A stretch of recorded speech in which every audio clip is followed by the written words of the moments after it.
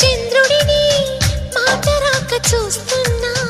వరస కాని బంధుని చొరవ చేసి అంటున్నా ఇంకెప్పుడు ఒంటరినని అనరాదని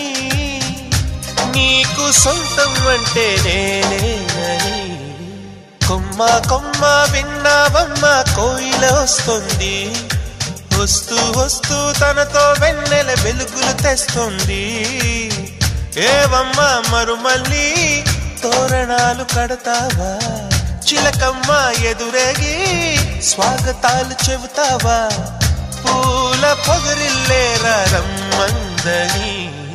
విన్నానమ్మ